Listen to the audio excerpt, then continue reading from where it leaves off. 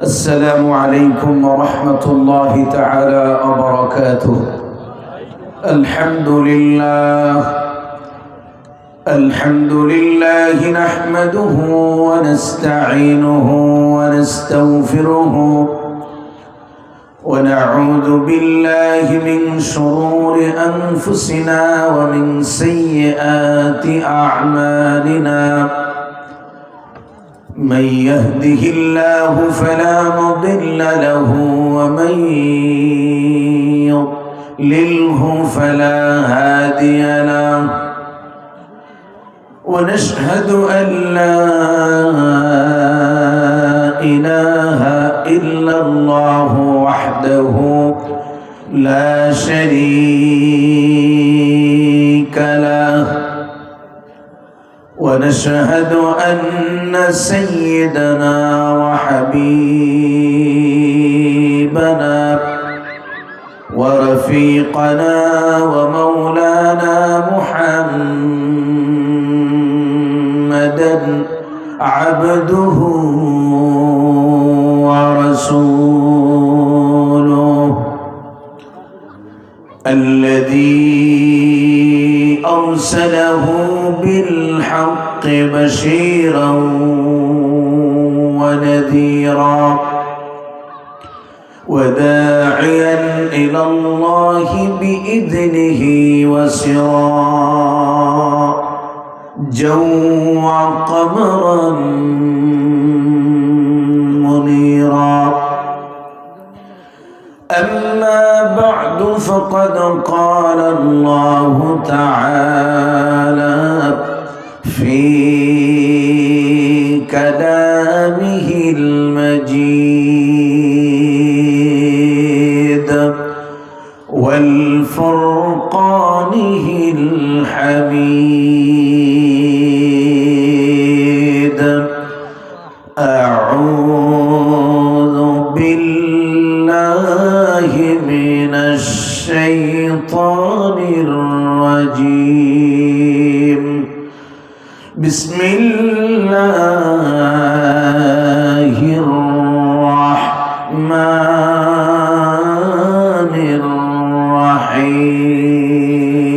الرحيم.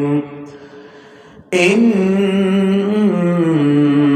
الله وملائكته يصلون على النبي يا أيها الذين آمنوا صلوا عليه وسلموا تسليما. সকলে দিল খুলে বিশ্বনবী সাল্লাল্লাহু আলাইহি ওয়াসাল্লামের উপরে দুরূদ ইব্রাহিম পড়ে। আল্লাহুম্মা সাল্লি আলা মুহাম্মাদিন ওয়া আলা আলি মুহাম্মাদ কামা সাল্লাইতা আলা ইব্রাহিম وعلى آل إبراهيم إنك حميد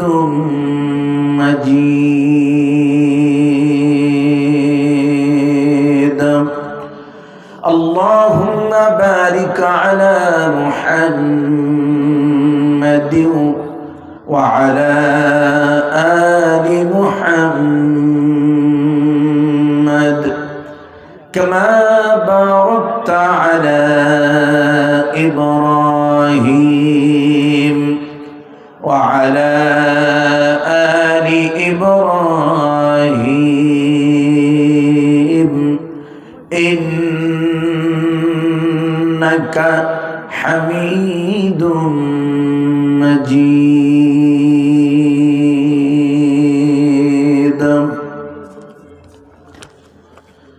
الحمد لله.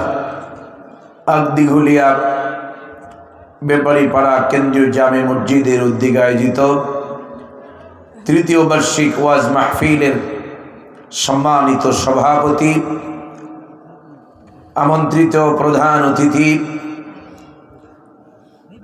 অন্যান্য উলামায়ে কেরাম, আমার সামনে উপস্থিত আল্লাহ রাব্বুল ইজ্জাত ওয়াল জালালের মাহবুব বান্দাগণ, পর্দার আড়াল থেকে যারা শুনছেন আমাদের সম্মানিতা মায়েরা, সকলকে অন্তরাত্মার পক্ষ থেকে জানাচ্ছি মুবারকবাদ, জানাচ্ছি অভিবাদন, জানাচ্ছি মোস্ট ওয়েলকাম, জানাচ্ছি তাহিয়া। আসসালামু আলাইকুম ওয়া রাহমাতুল্লাহি ওয়া বারাকাতুহু।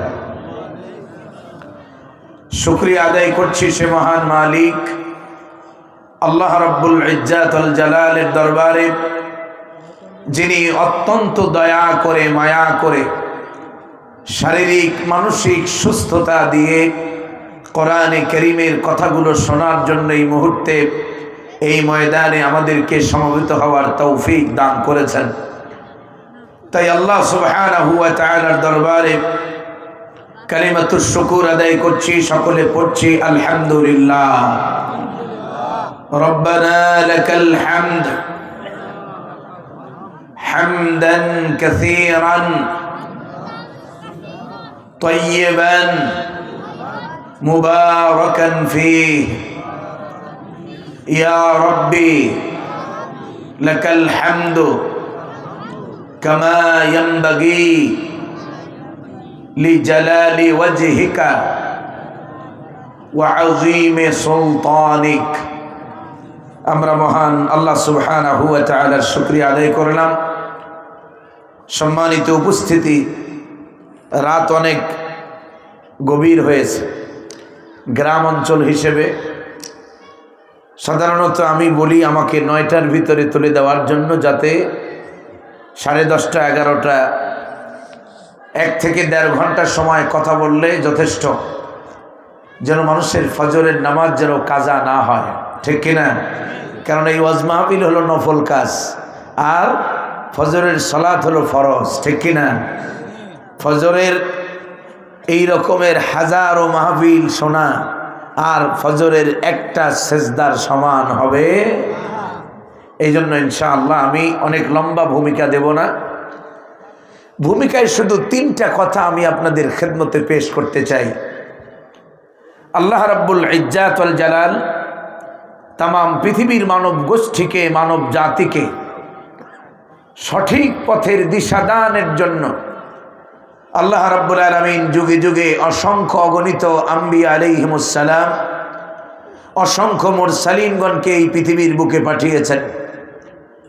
সর্বশেষ পাঠালেন নবিয়ুনা হাবিবুনা খলিলুনা মুরশিদুনা কুদওয়াতুনা সাইয়্যিদুনা রফিকুনা মুহাম্মাদুর রাসূলুল্লাহ সাল্লাল্লাহু আলাইহি ওয়াসাল্লামকে, এবং তাকে দিয়েছেন কোরআনে কারীমের মতো আজিম একখানা কিতাব, যে কিতাবের মাধ্যমে আল্লাহ রাব্বুল আলামিন তাম পৃথিবীর সমগ্র মানব গোষ্ঠীকে আলোর পথ দেখিয়েছেন। সুবহানাল্লাহ। এমন একটি সময়ে কোরআন নাজিল হয় রাসূলের উপরে, যেই সময়টিকে ইংরেজিতে বলা হয় এজ অফ ইগনোরেন্স, আরবিতে যাকে বলা হয় আইয়ামে জাহেলিয়া।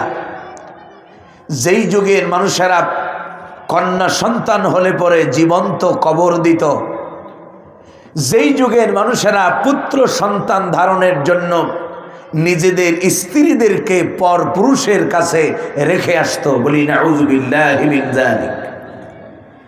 যেই যুগের মানুষেরা জীবিকা নির্বাহের যাদের মূল মাধ্যম ছিল লুটতরাজ, হত্যা, খুন, রাহাজানি, পৃথিবীর কঠিনতম সেই দুঃসময়ে আল্লাহ রাব্বুল আলামিন বিশ্ব নবীকে কোরআনে কারীমের মতো আজিম একখানা কিতাব দান করেন। সুবহানাল্লাহ।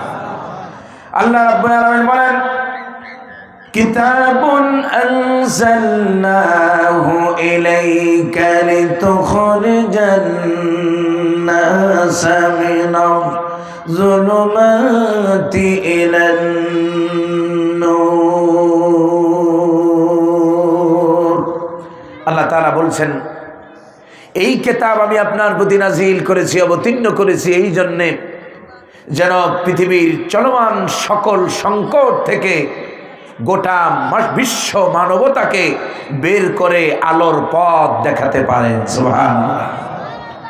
এ কোরআন আসছে শুধুমাত্র মুসলমানদের জন্য নয়, এ কোরআন পৃথিবীতে যারা মানুষ বলে কদবাচ্য হয়, এই পৃথিবীতে মানুষ বলে যারা বিবেচ্য হয়, তাদের সকলের হেদায়েতের জন্য আল্লাহ তাআলা নাজিল করেছেন কোরআন। সুবহানাল্লাহ।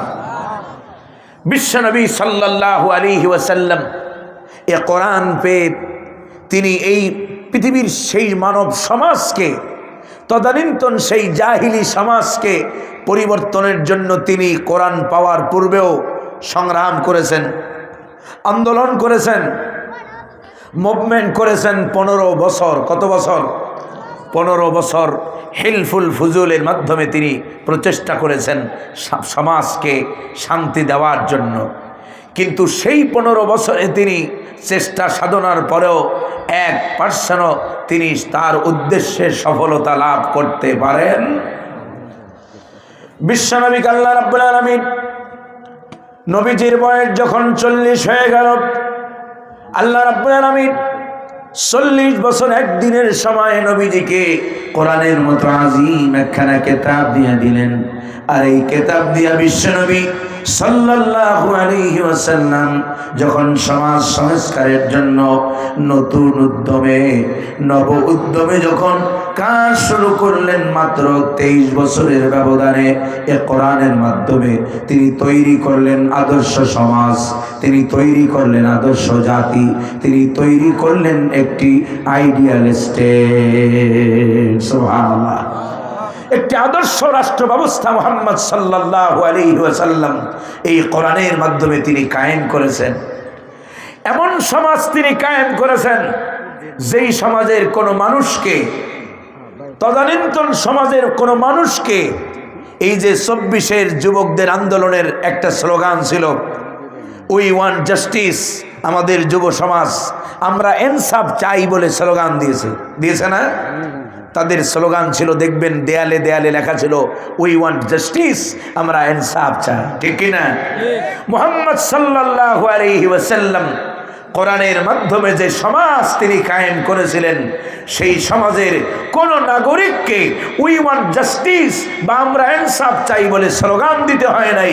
কোরআনের সমাজ কায়েমের মাধ্যমে অটোমেটিক ইনসাফ কায়েম করে দিয়েছেন কে? বিশ্বনবী সাল্লাল্লাহু আলাইহি ওয়াসাল্লাম কোরআনের মাধ্যমে এমন একটি সমাজ কায়েম করলেন, এমন একটি রাষ্ট্র তিনি জাতিকে উপহার দিলেন। নবীজি আমার জীবনের শেষ প্রান্তে এসে বক্তব্য দিতে গিয়ে বললেন, খায়রুল করুনি, সর্বশ্রেষ্ঠ যুগ আমি নবী মুহাম্মদুর রাসূলুল্লাহর যুগ। সুবহানাল্লাহ। এই কোরআনের মাধ্যমে বিশ্বনবী সাল্লাল্লাহু আলাইহি ওয়াসাল্লাম শান্তি প্রতিষ্ঠা করেছেন সমাজের প্রতিটি সেক্টরে সেক্টরে। ঠিক কি না? এমন শান্তি মুহাম্মদ সাল্লাল্লাহু আলাইহি ওয়াসাল্লাম কায়েম করলেন পৃথিবীর বুকে। নবীজি নিজেই বললেন, সর্বশ্রেষ্ঠ যুগ হচ্ছে আমি নবী মুহাম্মদুর রাসূলুল্লাহ সাল্লাল্লাহু আলাইহি ওয়াসাল্লামের যুগ।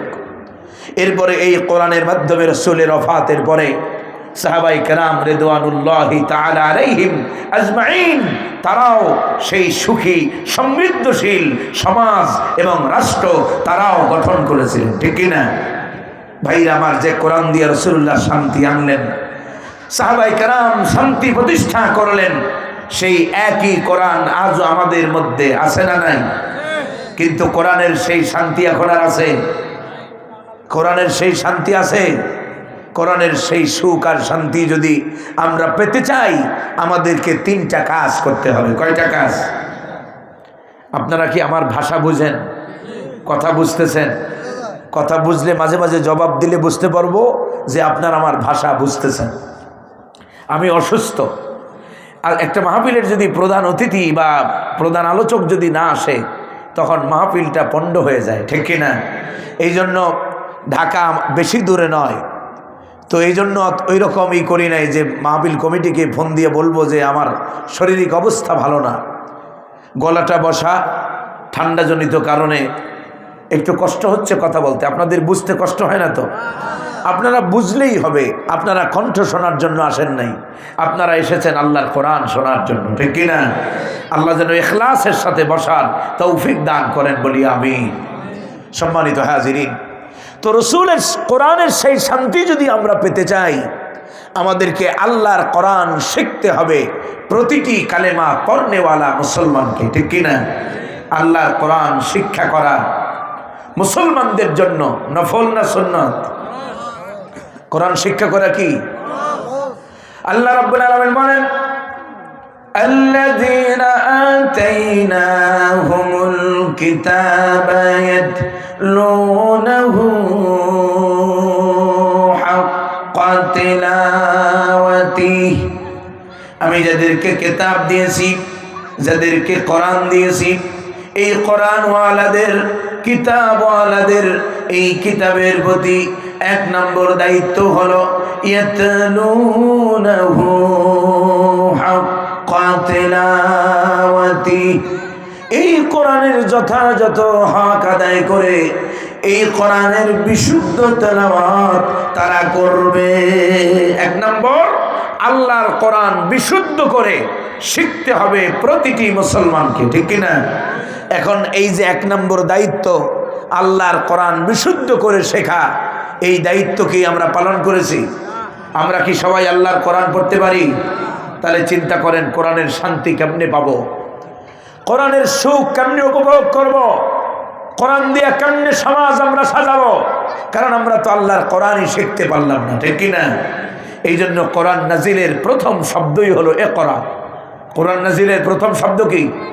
ইকরা, পড়ো, জানো, জানতে হবে, শিখতে হবে, পড়ার কোনো বিকল্প। দুই নম্বর, আল্লাহ রাব্বুল আলামিন বলেন মুসলমানদের এক নম্বর কাজ বললাম কোরআন পড়া।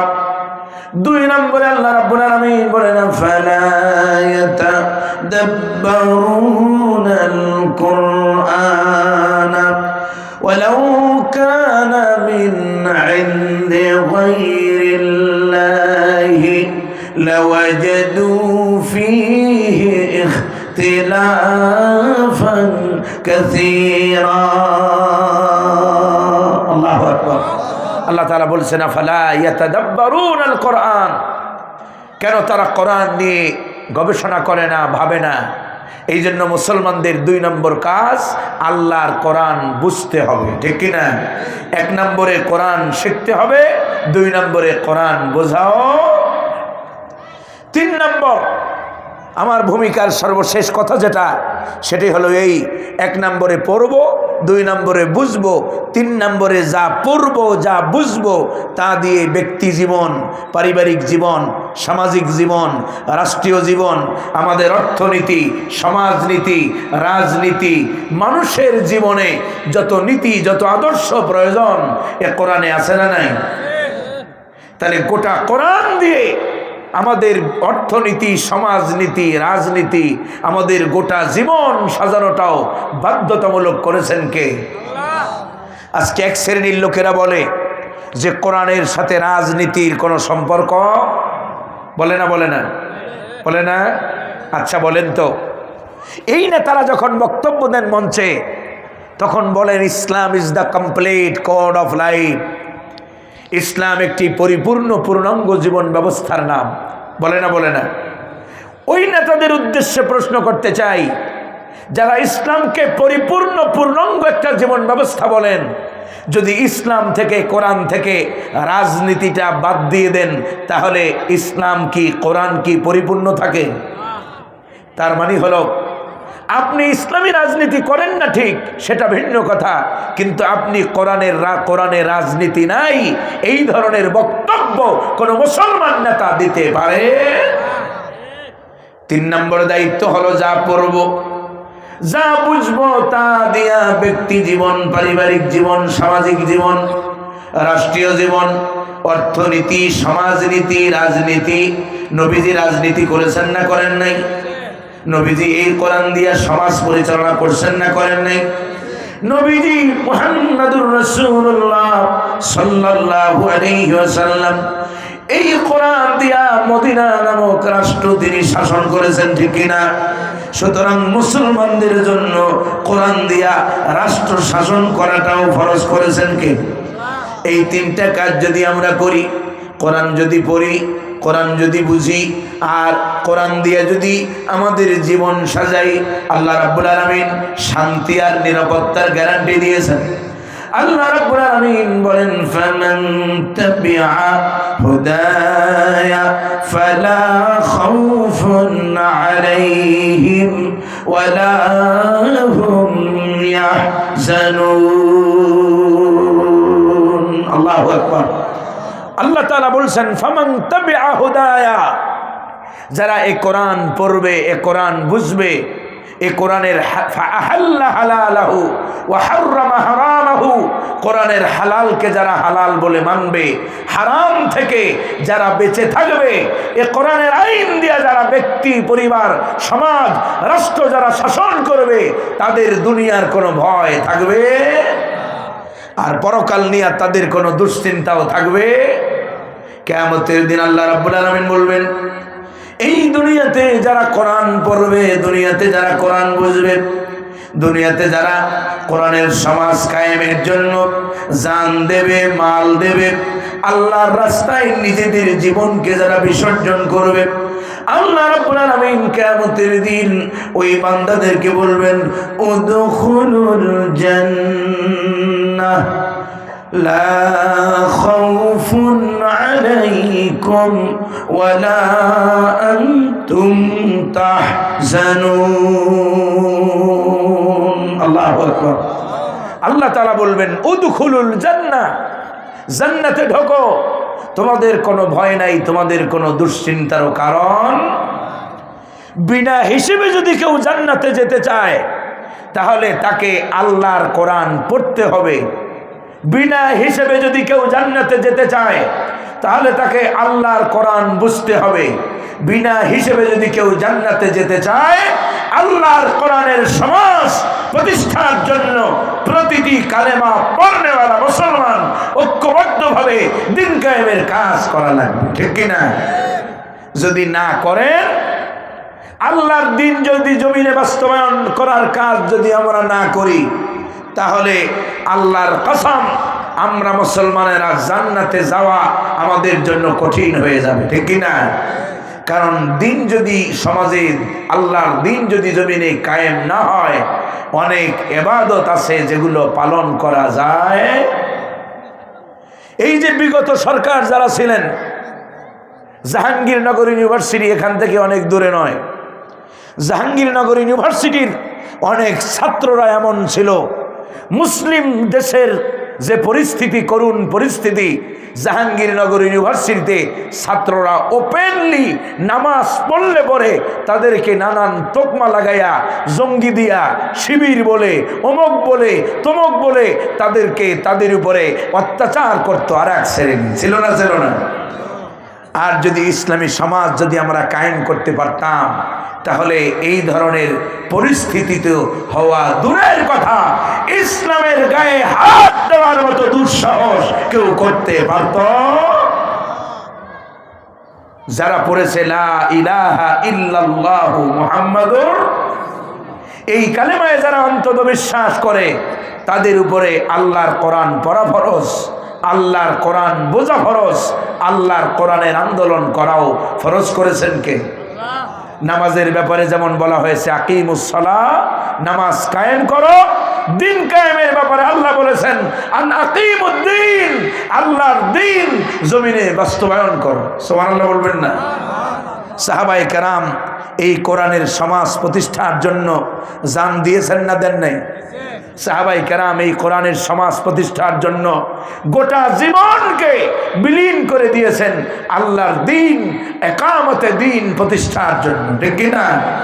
এমনকি বাসর ঘরে নতুন স্ত্রীকে রেখে বাসর সজ্জা, ফুল সজ্জার রাত ছেড়ে দিয়ে সাহাবায়ে কেরাম দিন কায়েমের জন্য জিহাদের ময়দানে যায় শহীদ হয়েছে। আমরা সেই মুসলমান, ঠিক কিনা? আর আজকে দিন কায়েমের কথা আমরা শুনতে চাই না। আল্লাহ যেন আমাদেরকে বোঝার তৌফিক দেয়, বলি আমিন।